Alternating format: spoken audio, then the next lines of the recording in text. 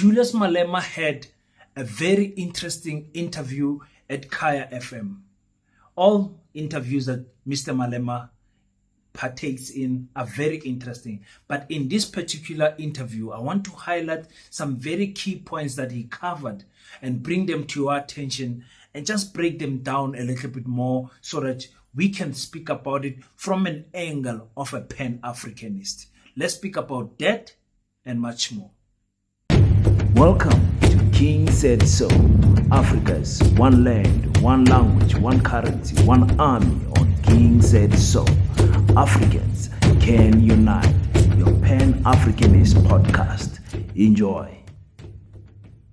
Peace in Pan-Africanism to all my African brothers and sisters from all around the world. Welcome back to King Said So. I am your host, King 053, Mr. Easy Imali Enengenenge, and we're back at it again with another one. And this time around, we go to Khaya FM, where Mr. Malema had a fantastic interview, spoke a lot of things. If you like, I can re-upload the interview, but I'm sure you can get it on the EFF Facebook and YouTube page and what's not, and at Khaya, but I'll just upload it in case you don't find it. Now, I broke down this interview in five videos and 5 main points that I wanted to talk about. And I hope you guys are going to enjoy this. And if you love Julius Malema, if you love the EFF, and you're enjoying the coverage of the CIC, please click the subscribe button. We're trying to hit that 20,000 subscriber before the end of the month, which is tomorrow. I mean, everyone must click subscribe so that we can just get to that 20K subscribers. So, ladies and gentlemen, the interview was interesting. The first point I want to speak about is what Julius Malema said about unemployment and industrialization in our cities and our communities. Listen to this. Try and mitigate against the problems of unemployment. No. Thank you very much. The ANC got it wrong when it stopped industrializing. Remember the Bantustans, typical Bantustans who had no idea what was happening in the world. But every big township of the Bantustans had factories. Yeah. They were producing things for themselves. I come from Sishiu. When we were growing up, we used to see people coming back from work, buy food. Because in the morning, we won't see them. We were still sleeping. But in the afternoon, then it later made sense. They are working in the factories. They are producing clothes locally. Today, we don't produce anything. We don't produce toothpick. We don't produce the sticks of matches. And we expect to grow our economy. We have to, the ANC should have, from 1994, turned around the education, not RDPs. We should have made education free of charge, because the situation we find ourselves in now was deliberately created through education. For women, they were told you can't get educated because if you go to school, you won't get married. And then for men who had the opportunity to go to school, Verwoerd said, what is an African child going to do with mathematics? He was saying, mathematics is for higher jobs, and the higher jobs are reserved. Therefore, even if you have mathematics, you won't make it. So we should have given people free and compulsory education. That every child must go to school, and if that child is still very young, the parents must take the responsibility to make sure these children go to school, skill them, then from there industrialize and beneficiate. Now, this is a cry for each and every city in South Africa. And I'm going to go a little bit deeper to what Julius Malema explained, because I think he explained it fantastically, just missing one point. The factories that were operational during the apartheid days and the greater 90s to the early 2000s were owned by white people. They were never black owned. So the transformation to that sector never actually happened. And remember, the generation of white people that owned those factories were then getting old and passing away. And the second generation, the follow generation that took after them, were not concerned about the business because the wealth was already built for white people. So if you know the great saying that says, bad times produces strong men, and strong men produces good times, and good times produces weak men. That is the cycle that happened when it comes to these factories. Again, there's another factor of our politicians not being able to have a forecast view on what is happening in our communities. You see, communities where these factories are closing up, here in Kimberley especially, you see factories closing up, then the next thing, the roof is getting damaged, the buildings are abandoned, then there's people smoking and doing drugs there, then there's crime happening in those factories, the homeless people taking over and all of that. And you see politicians having no sense of agency whatsoever in fixing those situations. That is the place where employment can happen, but our people simply don't care. What is stopping the government of building a fabric factory, a clothes factory that is going to supply school uniform to all the schools and make sure that it is black owned and make sure that it is run properly, and the proper people who are supposed to, who have this experience to run such businesses are in place. But everything is always looked at as an opportunity to eat. But I'm afraid to say our politicians, our current politicians, simply don't care. Each and every city, there is no city that you can go to and not find these abandoned factory buildings, big ones, big yards and everything. The owners have passed away. The owners have moved overseas. They don't care. You see, some white people just decided, listen, I'm not going to even sell my property. You find it in houses. There's a house that I was staying in Kimberley North, in Kimberley, my home actually. In front of my home, we had an old elder woman who had, in the same street, she had 5 houses. Those 5 houses were from, excuse me, let me sort that out. Sorry for that. One of my brand new lights just decided to act up on me. But anyway, I was saying, the politicians miss the opportunity to revive the factories in every city. And for me, it just shows a lack of care, a lack of concern, and a lack of seriousness about transforming not only the township economy, but transforming the lives of the people of that area. Now, the second clip, Julius Malema speaks about colonization and speaks about the statues and the fear of black people standing up to what our colonizers did to us. Watch this. But the problem is that you've got a group of old men and women who are compromised from CODESA. We don't know what the Oppenheimer family discussed with them when they went into exile. They said to them, we're going to end apartheid. You're going to come back and rule South Africa, and it is going to be business as usual. Meaning you don't tamper with business. You can do those things of yours of politics. Where we are working, you won't do that. They agreed to it. We just know the issues that are above. We don't have the minute detail of what really transpired, because why would a person be scared to remove a statue of Kruger? You really don't know? You were in the ANC, you really don't? We raised it there. You see, the good thing with me is that you can never put it to me that you're saying it now. You can go back to my videos, and I like these social media guys. They go and bring back the archives. Old videos. Yeah. I raised everything I'm talking about now. I raised it in the ANC. In the conference where I was re-elected president of the Youth League 2011, all these issues I'm raising are official resolutions of the ANC Youth League. Nationalization of the Reserve Bank, nationalization of mines, establishment of state bank, free quality, decolonized education, all of that. I raised it in the ANC. You go to FNB and listen to me speaking, Zuma sitting at the back and everybody else at Johannesburg Stadium with President Mandela being there, me speaking. I raised all of these issues. I was not leading a political party. I was not asking for votes. Yes. I was just raising these matters as matters of principle. So now, what the Oppenheimers did at CODESA and our colonizers did at CODESA, they stole everything from us as Africans. After stealing everything, then set up industries to continue looting, and then came to the negotiation table with us because civil war was it was so close to breaking. And then they came and said, we'll give you government, but when we give you government, don't touch our businesses. Let us start from fresh. Let us not kill each other. Let us not bother our families. Let us start from fresh. And Nelson Mandela agreed to that nonsense.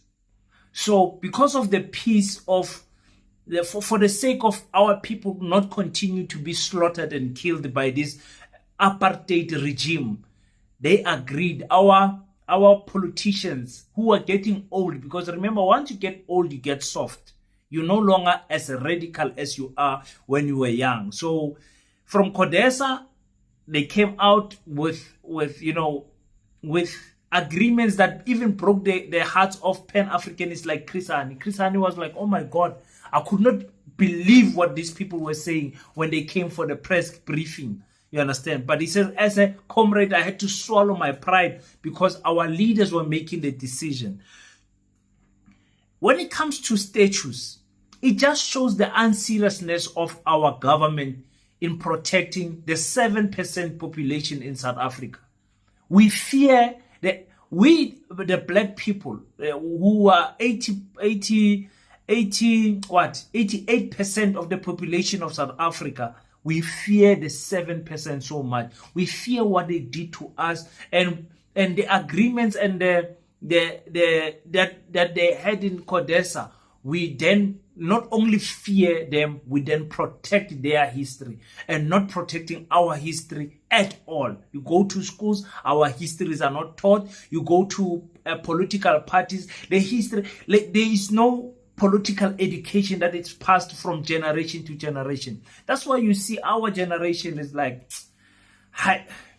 you don't even know what to say, because politically absent, they don't participate in anything. I was speaking to a young man, he's 29 years old, never registered to vote. He not interested.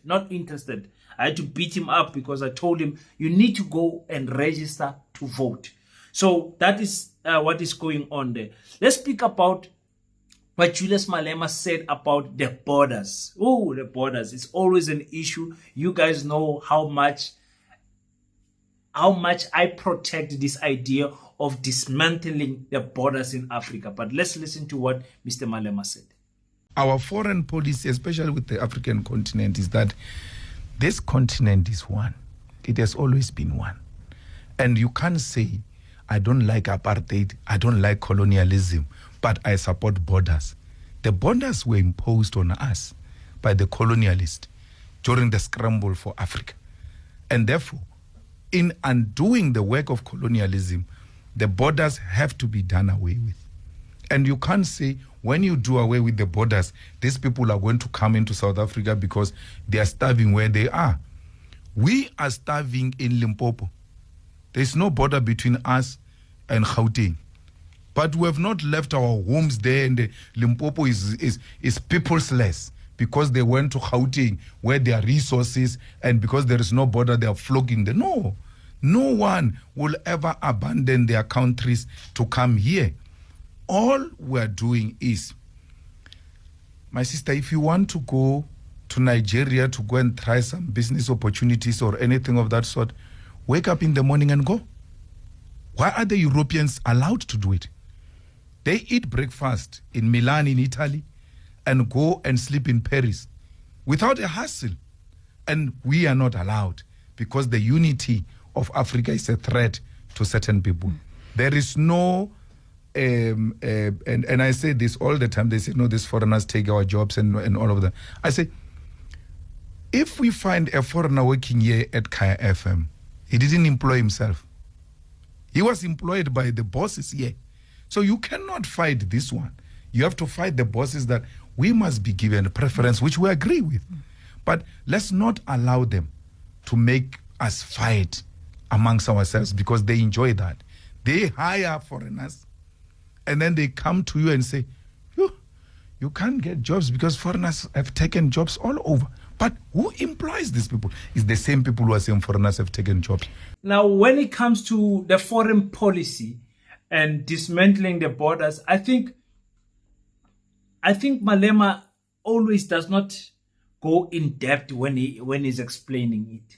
So I always, if you hear me speaking about the foreign policy and opening the borders, I always try to explain it a little bit in depth so that people can understand what we mean by the borders. We don't mean that Zimbabwe must cease to exist and then Africa must be completely one country. What we mean is that Africa as a country must have the 54 states. You know, there's 54 countries in Africa, all right?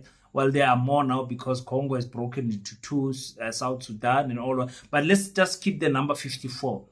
There will be 54 regions in Africa which amount to one country.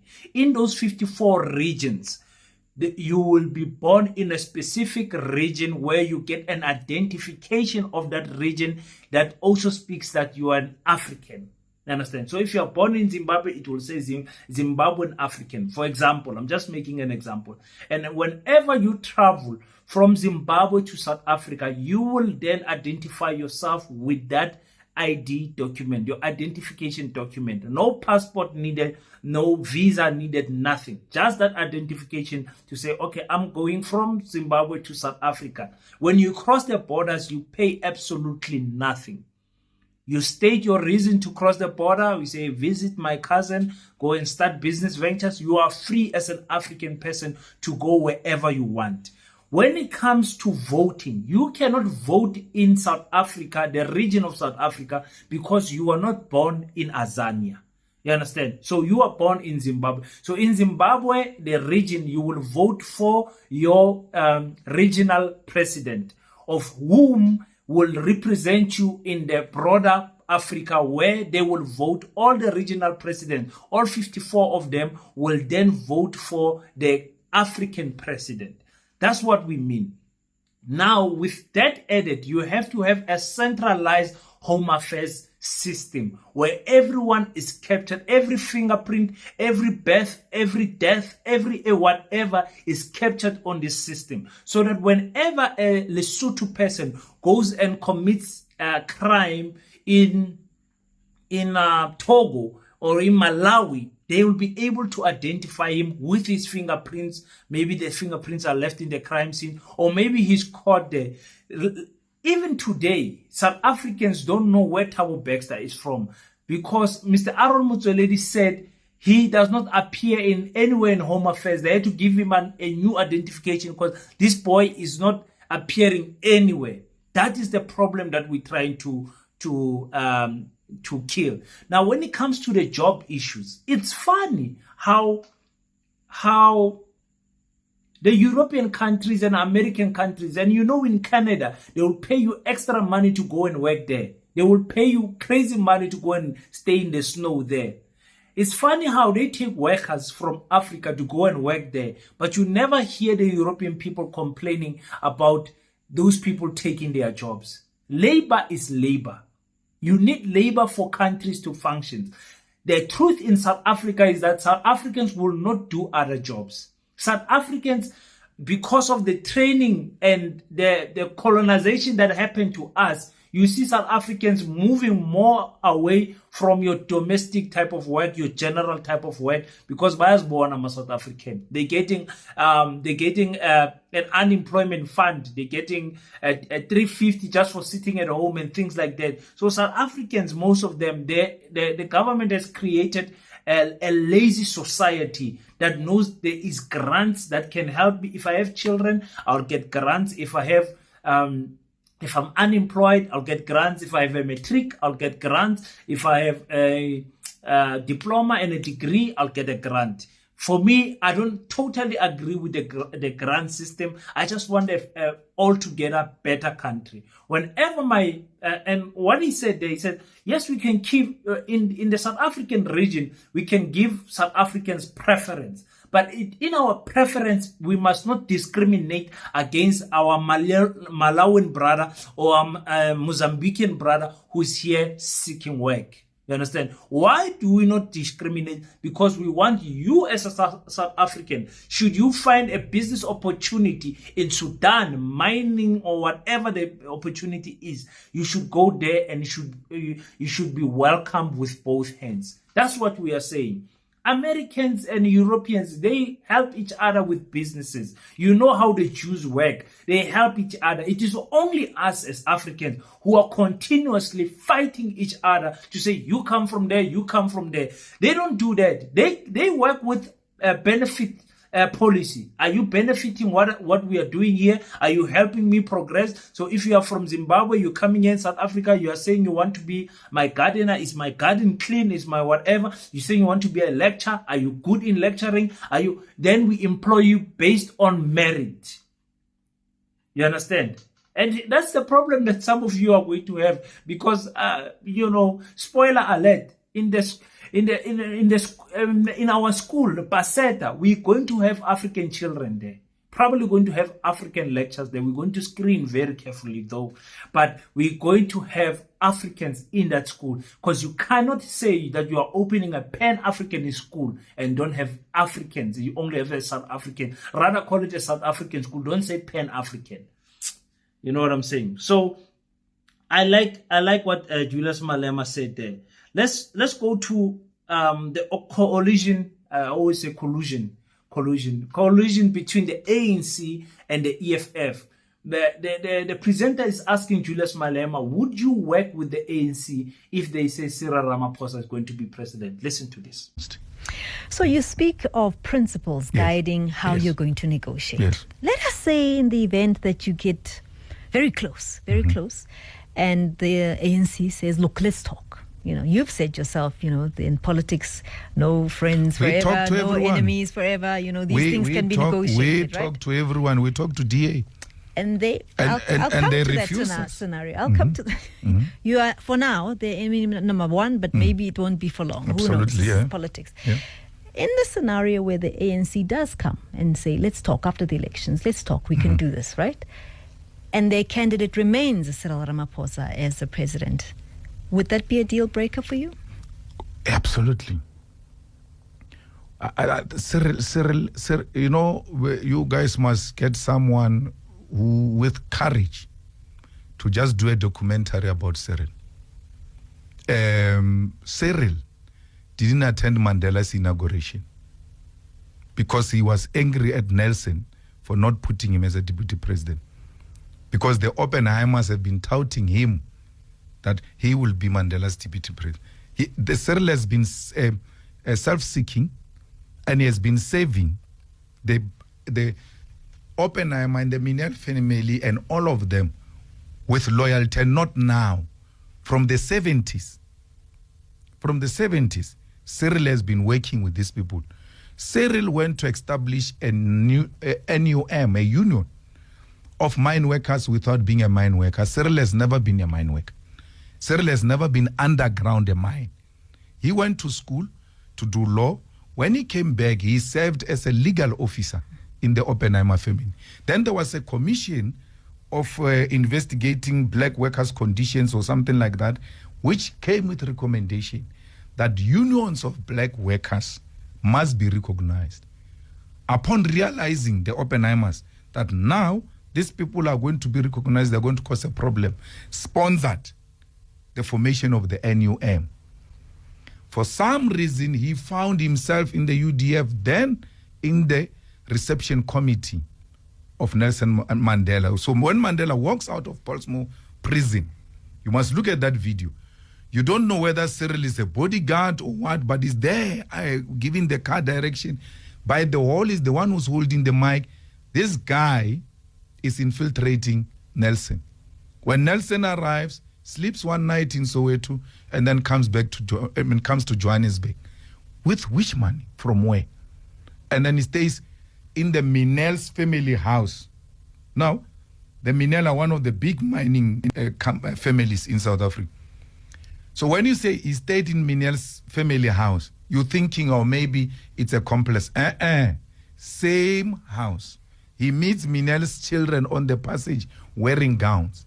Minel's child, when Mandela passed on, said, we used to see the names we see on TV at our house because these people used to come there and meet Nelson. He moves from Minel, he goes to Sexen Hotel. He moves from Sexen Hotel, he goes to Houghton. We who have been working, we have now been to prison.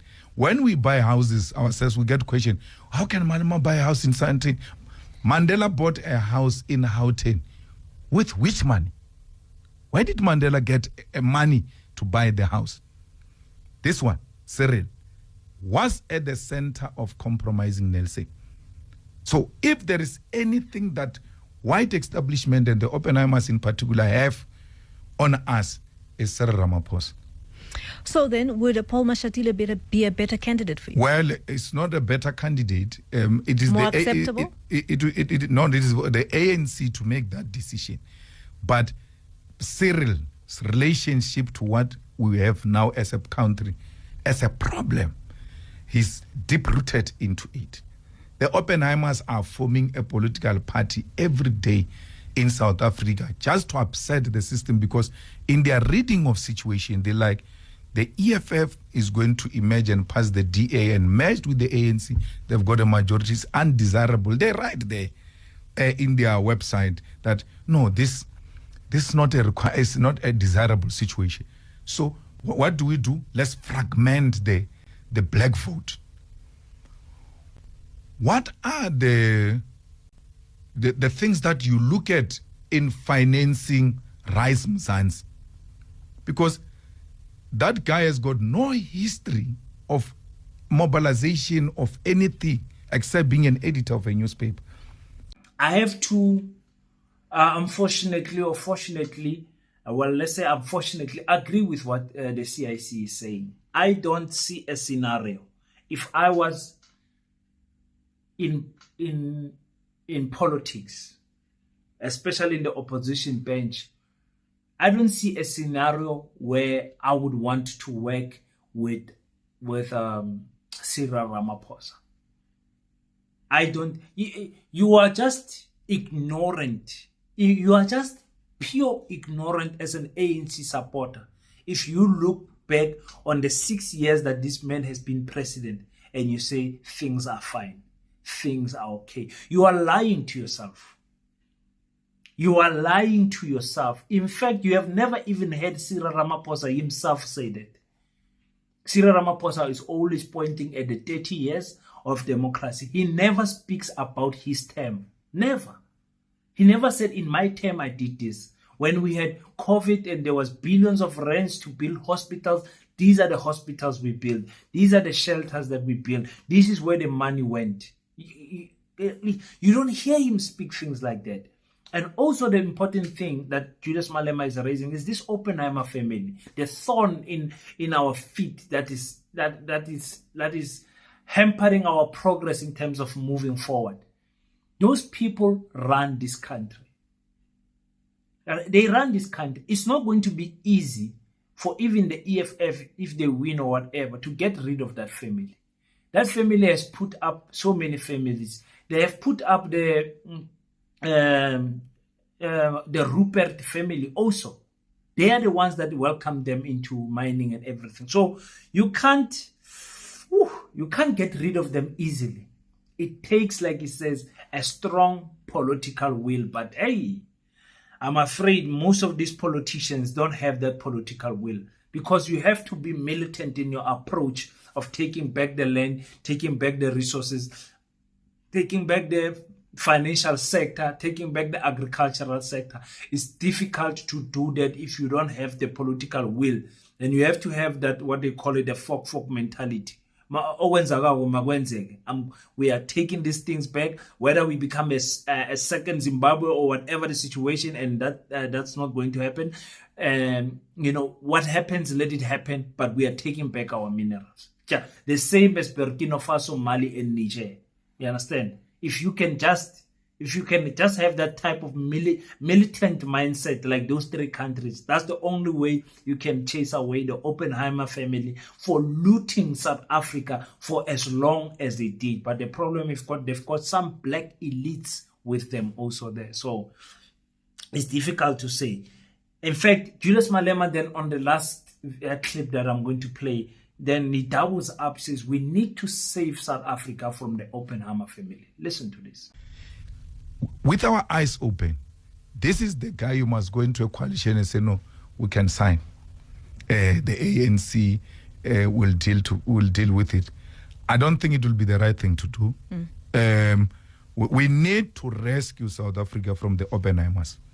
All of this, at the center of it, is the Oppenheimers, and they have to be confronted about it, because they will never allow the economy of this country to be in the hands of black people. I mean, we're told of Patrice Motsepe, he's a very good brother of mine, but I was asking someone the other day, Patrice Motsepe is produced millionaire, or what, billionaire, whatever.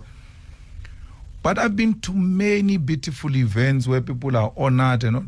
I've never had a single black person say, I am what I am because of Patrice. He made me a millionaire. How can we make a billionaire African black person who knows our suffering, and that person doesn't empower others? If he really has, I mean, Patrice has got a good heart. He's a good guy. He supports our sports and all of that. With that kind of heart, there's no way this guy will not have taken this money and given to some of you to get empowered. He can't. He doesn't have that kind of money. He's sitting there as a comprador bourgeoisie who manage the affairs of the ruling elite. And we are being fooled that, no, you've got your own, yeah, there's no problem. So the Oppenheimers do exactly that to us, co-opt some amongst us and then put them there to create an impression, no, you are here. So it's a deal breaker. I wonder if an audit is done, a proper audit, because South Africa, statistics South Africa does not give us proper audits. How much land do the Oppenheimer family and the Rupert family, the Miller family, own in South Africa? We will be shocked. Just those three families. We will be shocked just how much land those people own, and what is their contribution to the GDP, and how many companies they own, and how much control they have over political parties, the division they continue to sponsor, to see they want to see the black vote scattered. If the ANC does not win, then they help the ANC by creating other small parties and giving parties like Rise Mzansi 15 million. It's crazy what is happening. They're funding everyone. I wonder if they're funding Build One South Africa by Musi Maimane. I wonder, because I know they are funding Action XA also. So for me, it's refreshing to hear that Julius Malema is saying working with Cyril Ramaphosa is a deal breaker. He can't do it. I'm happy. I hope he keeps his word, because you know how politicians are. Come election time, you get a big surprise, because whatever happens in this election, no matter what happens, the EFF is going to improve. Whether they become in a political party in power, in governance, or they become the official opposition, it's still a win-win situation. I don't see how EFF can lose in this situation of this year's elections. They're gonna win regardless. So yeah, that's what is happening. So yes, I got my lights back. As you saw, some of them were acting up. Brand new lights. We're trying to fix the studio. I said March I must be in the garage and start setting up the things, but my background, my bookshelf is not complete, so I'm going to have to wait a little bit longer than that. But we're going to get we have the mic and everything. We must just get the proper cameras and stuff like that, so that you guys, at least when it comes to April, May, when we are getting to the elections, I must start getting interviews in my house, in the garage. So that's what we are doing, and it is all thanks to everyone that contributes to the channel. You guys don't know just how excited I get, and I show my wife, like, yo, somebody donated 15 rand, somebody donated 100 rand, just to do this business, because this is a job now. I don't sleep, guys. If I show you my time, it's about 12 o'clock now. I don't sleep. I sleep around past 2, sometimes 3 o'clock, sometimes even 4 o'clock every day, Monday to Monday. I don't rest because I need to grow this channel because of Baseta. Baseta is the reason why we have to grow this channel. We want Pan-Africanism to have a proper noise in South Africa. They are going to try to stop us. They are going to try to do things. But I'm so excited to see the support that I'm getting from my fellow Africans about the the Pan-African School of Economics, Technology and Agriculture. The registration is complete. I think I'll be posting the things this weekend, showing you guys the registration numbers and everything of the school. So now we have to go to the other steps of bank details and then the building and everything. But I'm so excited that, guys, the progress is being made, and it's all because you guys are supporting this channel by subscribing, by clicking the like button, by always leaving your thoughts on the comment sections. And I'm really grateful for your support, guys. I don't take it lightly. I tell you this all the time. I don't take it lightly that you supporting someone that you have never met, someone, there's always that risk that people behind the screen, they act, and then when you meet them, they are different people. So I'm honored that you are trusting me with your finances, with your subscription, with your likes and everything. It means the world to me. Thank you so much. So yes, until we meet next time, don't forget to pray. And after you pray, African child, stand up, do your best so that God can do the rest. Peace in Pan-Africanism. I salute you. Black Heart, the hustle continua. 100% good quality t-shirts, made to inspire your goals and dreams.